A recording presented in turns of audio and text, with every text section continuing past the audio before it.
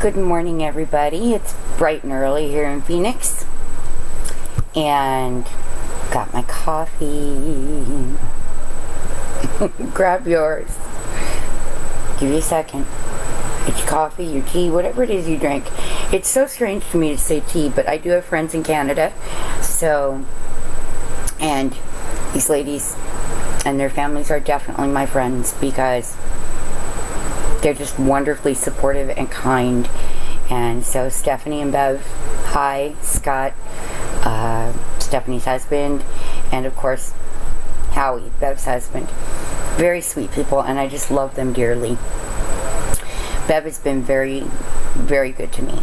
She's helped me along my way with YouTube and growing into feeling more and more comfortable on camera. Even as a kid, cameras and I were not friends. Being on stage never bothered me because that's what I knew, but I didn't like having my picture taken. So, kind of one of those weird idiosyncrasies that people have. Okay. So I, of course, have Estes. That's my world. Good morning, Zephyr Fluff. Aww.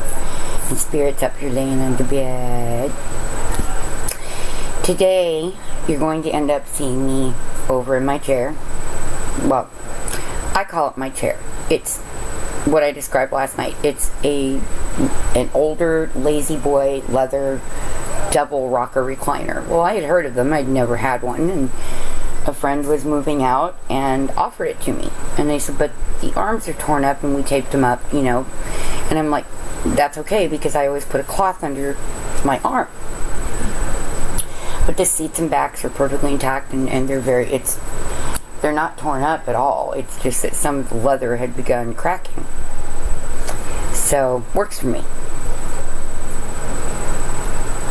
Super comfy. Super, super, super comfy. Good on my back. And today is not the best back day, but it's definitely better one than yesterday was with all the cloud cover that came in. How'd Spooky do?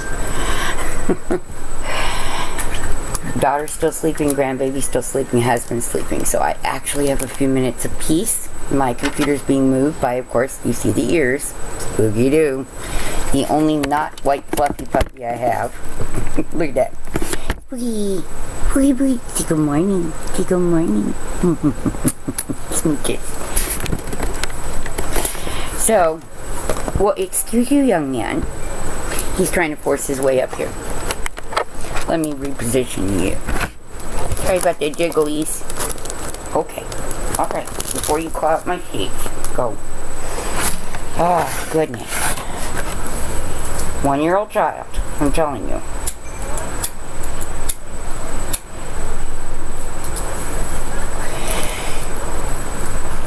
So I expect to get a lot of editing done today. I don't have anything I have to do except make some supper tonight, and that's it.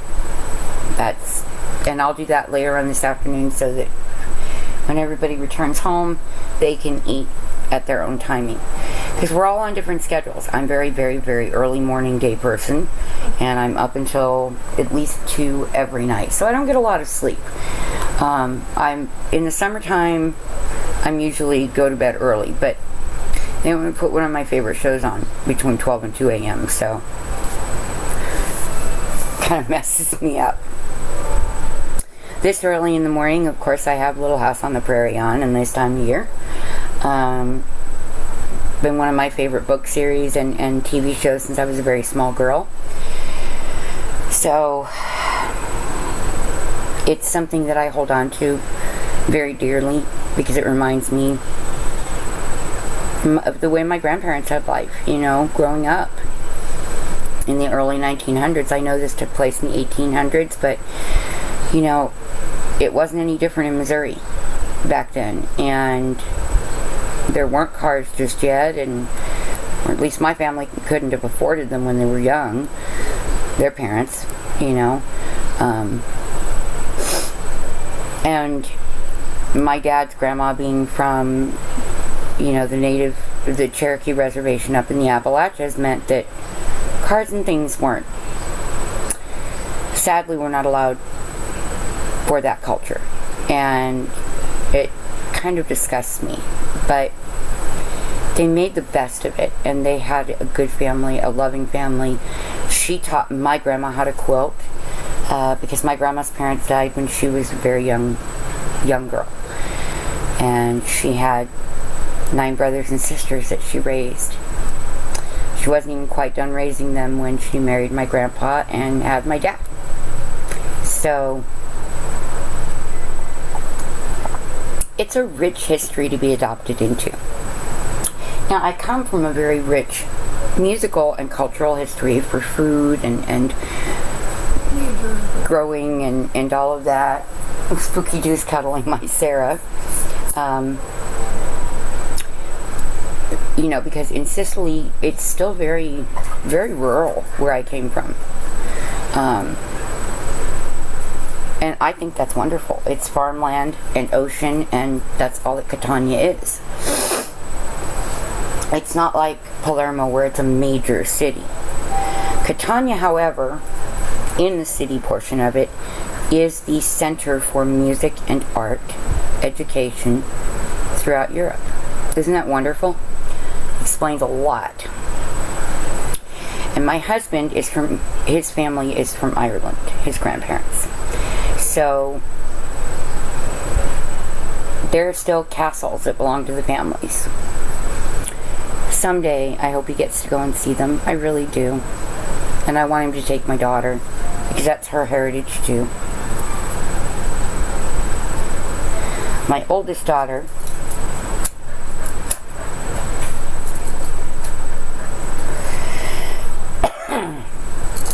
her father was Italian or Sicilian, and also adopted. So, there's a lot of that. She will never know her real background on her father's side, only on mine, sadly, and I don't know much. So we love the history that we have, the family that we know, the family that loved us and raised us, and that's what matters. But my dad had taught me also to hold tightly to my genetic history, because it was a very rich history. Even when they came to America, it was a very rich history.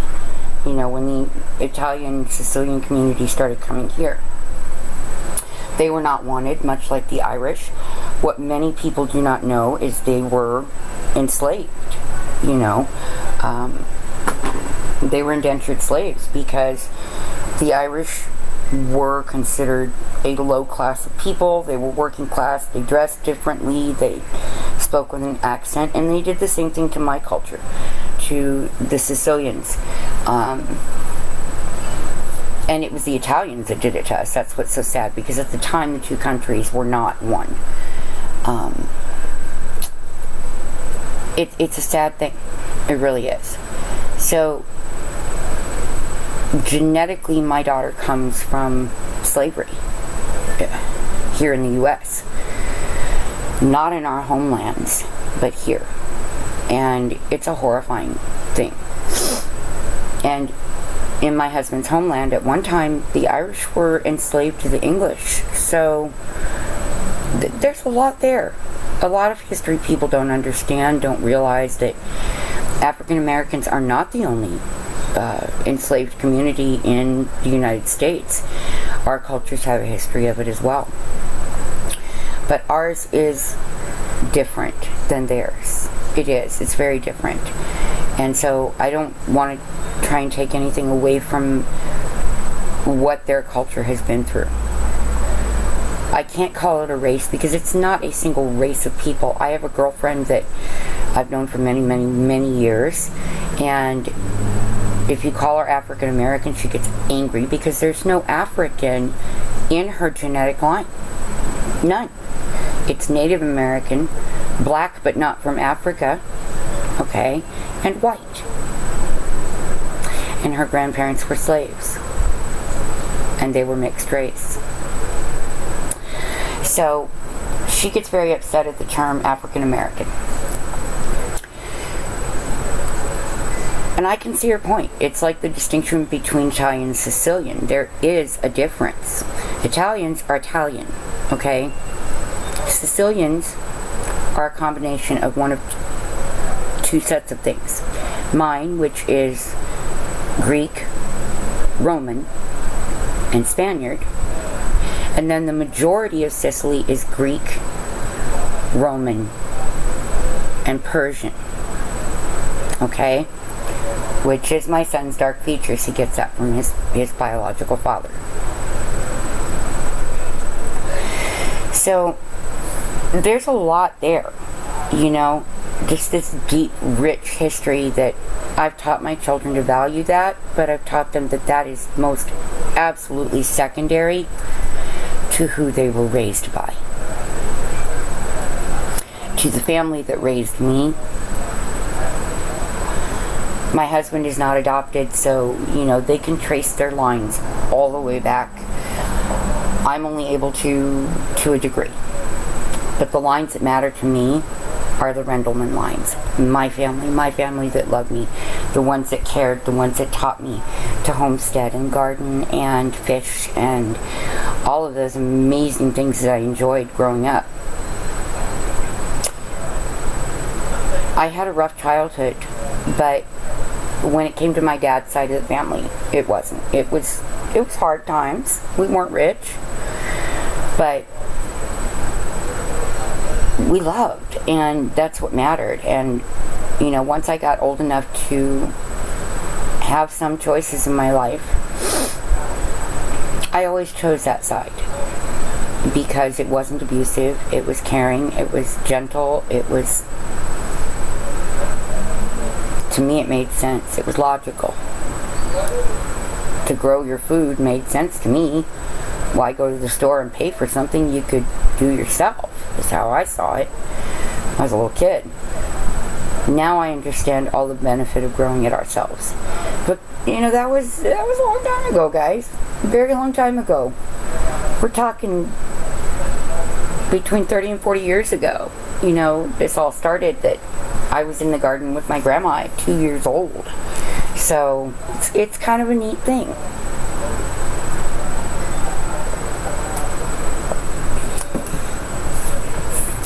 I always enjoyed being at my grandma's feet in the kitchen. She just did the most interesting, amazing smelling things, and then they would taste so incredible. And the last of her sons that is alive is my Uncle Denny, and I'm blessed that he entrusted me to do exactly what my grandma had entrusted me to do, and that was to keep the family history. When you're the adopted child and that's handed to you, that's a big thing, guys. That's a really big thing. That says you're not only a part of us, but you are ours. In our hearts, our minds, in every way possible. You are our family. So it's always been something that I've valued more than most people probably would in family histories. And I actually urge you guys, go back and look, because you'll find that although there are sad things, if you look at them from a perspective of where it began to what it's become now, it's really amazing. It's really amazing. If you can't tell, I'm in a very happy mood this morning. I know that I'm going to get a few hours off from my grandbaby, which my husband's ecstatic about. My daughter's worried because he's got the sniffles and a runny nose, and she's like, I don't want to expose him to germs. Sari, he has to be exposed to germs to develop an immune system. But my husband's like, you do your paperwork, I'll have Danny, you don't sweat it, we got this. He just adores that child. He adores him. And it's so neat to see, with all the stress that my husband is under. Yes, raising a 3-year-old at our age is stressful, or assisting to raise one. But it's a different perspective for my husband. because he didn't get to be around when Sarah was little, or Nick or Tia. So, sorry, I had sleepies. So, he's getting this whole experience. He has godchildren that, he's always been around for, but, not full-time like with Dante. It's really neat for us. For me, it's neat to watch, because I've already been here, done this. With a boy and a couple of girls, and a couple of other people's boys. Been here. But it's a joy to watch my husband. He just lights up. He lights up with that child. It's a beautiful thing. It really is. Even my father-in-law, we don't even know who he is when he's dealing with Danny. And he talks to Danny on the phone at night now. So it's kind of cute. I think he's calling at night to talk to Danny with the excuse of talking to Kevin. I don't know why he just doesn't call and say, I want to talk to Danny. But it's a very neat thing. It really is.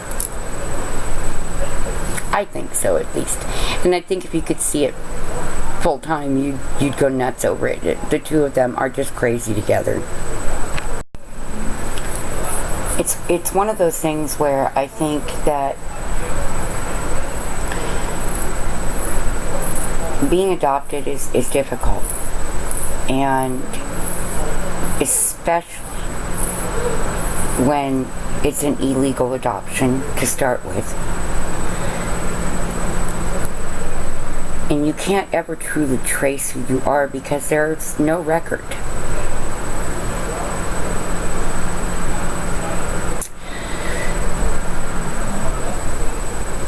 But to have a family take you out of a horrible situation,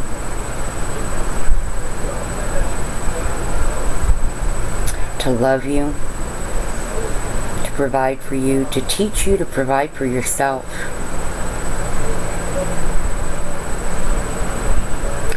to nurse you to health when you've got a fever, to make you drink a hot toddy when you're sick as can be. Oh, that was awful. I still can't do it. I hate whiskey. And it had just a touch of it in it, but I was so ill. Medicines weren't doing anything. It was what my grandma called croup. And it was so, we now know that that's severe bronchitis verging into pneumonia. And it was so thick in my chest, and nothing would bring it up. And it was just horrible to drink that down. But I woke up the next morning feeling a lot better. Sometimes, folks, the old ways are just the best ways. And sometimes what I consider newer medicine is better. These really newfangled medicines, I don't even go near them because there's so many more side effects than there are, to me, the chance of benefit. And because my system tends to reject a lot of chemical compounds, that I just, we're limited on what we do. But that old world way. My dad always said, he must have said it a million times, grocery bills are cheaper than doctor bills. And boy, was he right. He was really right. Eating healthy is a lot better than taking a ton of medication later. Well, guys, this video is longer than I wanted. I'm trying to tame my videos down because, well, I noticed at my watch time, people don't bother to watch to the end, and a lot of times it takes me a few minutes to get to a point. Oh, Ladybug's all curled up upside down on my bed. She's so cute when she lays like this. You gotta see this. It is so cute. Look at that. She just sprawled out, belly up. When we got her, she certainly did not trust enough for that. I'm thankful she does now. She's a lot like me that way. Took me a while. But I learned not everyone wanted to hurt me. A lot of people do. Most people. They're so angry at their own lives, not reaching their dreams. That they're angry because I did. They're angry because they judge.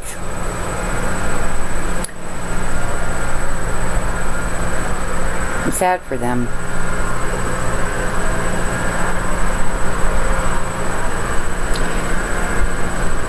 Because I understand having a dream you can't attain yet, but I don't understand giving up hope. My dad always taught me you don't settle, you strive. And that's what I've always done. That's what this is. I'm striving to help others still, even from this one little house. But it matters to me, and I hope it matters to you. And long after I'm gone, these videos will still be out there. And I hope they can continue to help generations to come. My thoughts and prayers are always with all of you. You know that. You guys have a great day. I'm going to get some editing done today and get some videos put out today. And there's something special that my daughter and I want to do a video on and address. For a lot of people, it's a controversial subject. To us, it's not. It's something that just should be. And needs to be. So we're going to address that from our perspective.